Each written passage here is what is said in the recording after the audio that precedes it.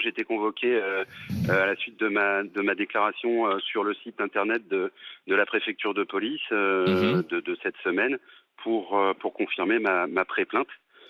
Plainte que je fais. Alors pour l'instant, c'est à l'encontre de la municipalité. D'accord. Et ça consiste en fait à dénoncer une négligence de la part de la mairie vis-à-vis de ces trottinettes, négligence de protection des citoyens, des habitants de la Des commune. piétons. Excusez-moi, monsieur.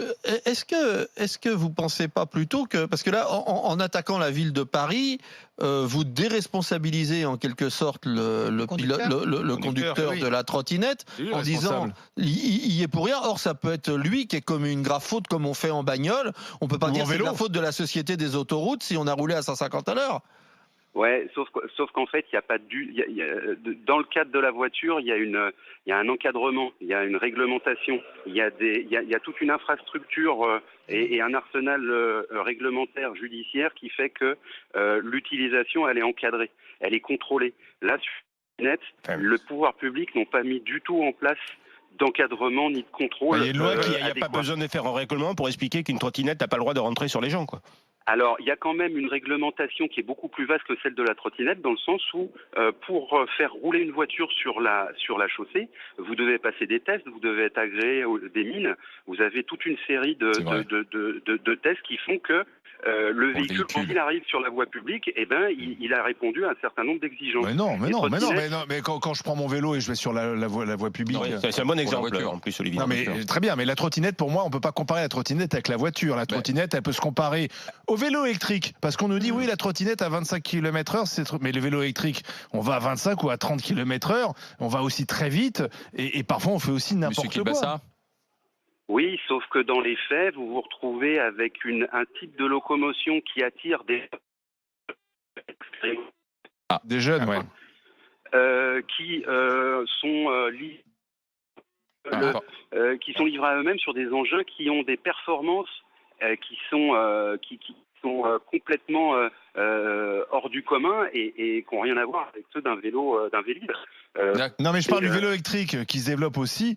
Moi j'ai l'impression c'est haro sur la trottinette. Il faudrait plutôt dire haro sur le mauvais comportement, sur l'incivisme, sur vrai, mais il faut que le mauvais comportement il puisse être sanctionné. Actuellement, c'est pas le cas parce que la mairie de Paris, en l'occurrence, n'a pas pris de responsabilité pour essayer de contrôler un minimum l'utilisation de ces trottinettes. Cette prise de responsabilité, elle a été faite par des maires d'autres communes.